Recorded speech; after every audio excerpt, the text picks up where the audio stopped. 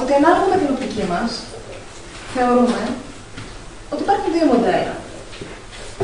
Το κατώτερο, εντός εισαγωγικών, όπου σίγουρα μας βοηθάνε άνθρωποι για να νιώσουμε άσχημα. Διάφορα συμβαίνουν.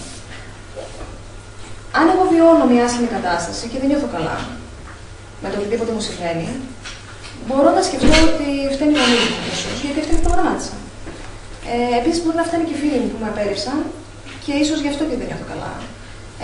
Ή μπορεί να φταίει ο προϊστάμενός μου στη δουλειά, με στρεσάρει, παραθέτω την ευθύνη αλλού. Σίγουρα βοηθάνε κάποιοι. Αυτό είναι αλήθεια. Μπορεί να φταίει ο σύζυγος, μπορεί να φταίει το κράτος, η τύχη. Αυτό που ακούμε συχνά, φταίει η τύχη. Έχω μια κατάρα. Είμαι καταραμένη, έχω μια τύχη που με κυνηγάει και να πάω. Έτσι. Οπότε πράγματα συμβαίνουν που δεν μπορώ να τα ελέγξω. Αυτό είναι μια καλή δικαιολογία. Μια ωραία δικαιολογία που υποστηρίζει το πρόγραμμα. Δεν νιώθω καλά, ανεξάρτητα από μένα, φταίνει οι άλλοι. Φταίνει και οι άλλοι, αλλά αυτό δεν φτιάχνει την κατάσταση. Η κατάσταση φτιάχνει όταν πάμε στο ανώτερο μοντέλο του κόσμου, όπου συνειδητοποιώ ότι είμαι εγώ. Εγώ φτιάχνω την πραγματικότητά μου. Από μένα ξεκινάει και σε μένα καταλήγει.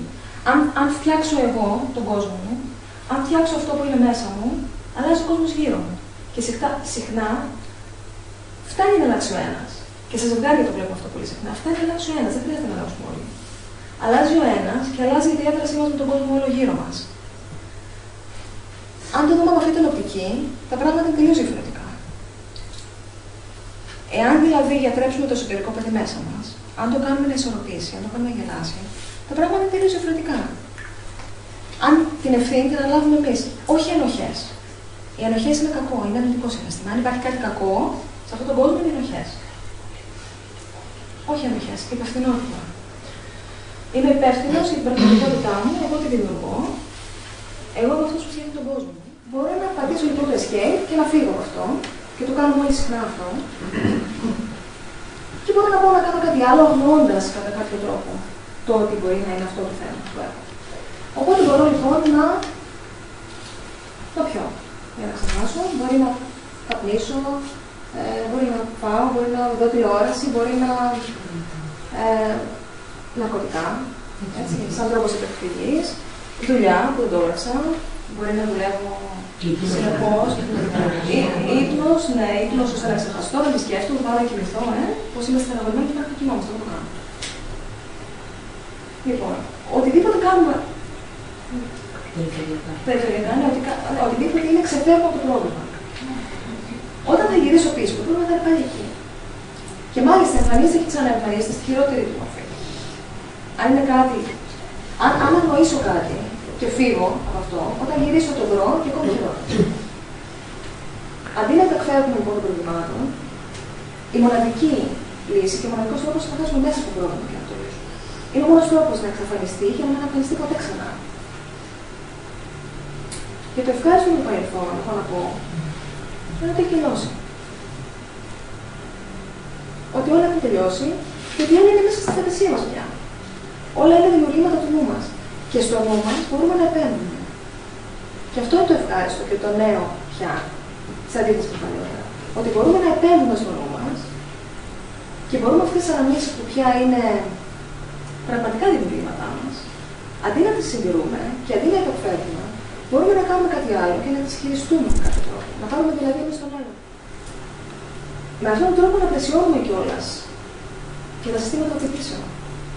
Αν δηλαδή ο μπάς μου με πλήγωσε και εγώ πιστεύω ότι η αγάπη ίσον πληγώνω, ή εάν είχα μία μητέρα εξαρτημένη και θεωρώ ότι η αγάπη ίσον εξάρτηση, με την αναπλαισίωση αυτή αλλάζει όλο το. Αλλάζει ο τρόπος που βλέπω τα πράγματα. Αγάπη δεν σημαίνει πια κακοποίηση. Αγάπη δεν σημαίνει πια πόνο, δεν σημαίνει θλίψη, δεν σημαίνει κλαίω. Αναπλαισιώνουμε όλες τις εμπειρίες και αναπλαισιώνουμε τα συστήματα του φύσικου. Και όσον αφορά τις αναμνήσεις, είναι πια πολύ εύκολο να τις αλλάξουμε, αν θέλουμε. Και δεν εξαρτάται από το τι είναι. Θα μπορούσε να είναι οτιδήποτε. Από κάτι που μπορεί στα μάτια του παιδιού να ήταν τεράστιο και στα μάτια του ενήλικα να είναι τίποτα, έως κάτι, ένα βιασμό, κάτι πολύ δυνατό στην εμπειρία. Δεν έχει σημασία το τι είναι. Σημασία έχει ότι μπορούμε εμείς να διαχειριστούμε τις εμπειρίες μας. Και αυτό γίνεται με έναν απλό τρόπο. Και τώρα, έτσι όπως το λέω, ίσως μπορούμε να σκεφτούμε όλοι μας κάποια ευχάριστη εμπειρία. Και όπως βλέπετε την εικόνα αυτή, φαντάζομαι ότι έχει χρώματα. Έτσι δεν είναι, αυτό είναι ευχάριστη εμπειρία. Είναι με χρώμα. Κάποιοι την βλέπετε ασπρόμαυρη. Με χρώμα. Με χρώμα.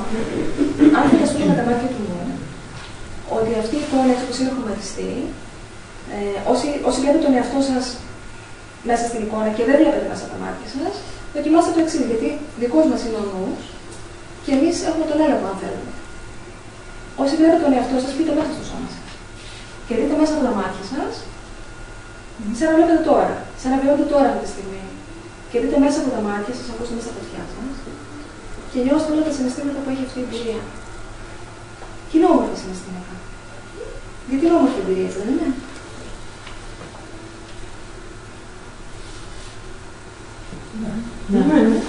Αν φανταστούμε τώρα, πάλι μπορούμε να κάνουμε το θέλουμε, γιατί είναι ακόμα στο νου, εμείς τον ελέγχουμε αν θέλουμε. Αν φανταστούμε ότι υπάρχει ένα κουμπάκι που κάτω που ρυθμίζει τα χρώματα, καθώς το γυρνάμε με τα μάτια του νου και της φαντασίας, τα χρώματα γίνονται ζωηρά, έντονα, γίνεται φωτεινή εικόνα, γίνεται μεγάλη και έρχεται κοντά μας. Δεν αυξάνονται συναισθήματα. Με αυτόν τον τρόπο, αυξάνουμε το ευχάριστο συναίσθημα. Είναι τόσο απλό. Ένας τρόπος είναι αυτός. Με τον ίδιο τρόπο, αντίστοιχο τρόπο, όχι τον ίδιο, με αντίστοιχο τρόπο, μειώνουμε το αρνητικό συναίσθημα. Και μπορούμε να το κάνουμε αυτό γιατί εμείς έχουμε τον έλεγχο. Και αυτό είναι το σημαντικό. Να συνειδητοποιήσουμε ότι εμείς είμαστε όλα. Εμείς έχουμε τον έλεγχο. Τις ταινίες που έχουμε μέσα εδώ, ή τους ήχους που έχουμε μέσα εδώ, ή τις φωνές που έχουμε μέσα εδώ, μπορούμε εμείς να τις κάνουμε να σοπάσουμε. Με πολύ εύκολο τρόπο. Και μπορούμε εμείς να επικεντρώσουμε στο θετικό συναίσθημα. Μπορούμε να βιώνουμε τα θετικά όσο πιο έντονα θέλουμε, να επικεντρώνουμε στα θετικά και τα αρνητικά, μπορούμε πολύ εύκολα να τα κάνουμε να σταματήσουμε. Αυτό είναι ο μοναδικός τρόπος να έχουμε εμείς τον έλεγχο της ζωής μας.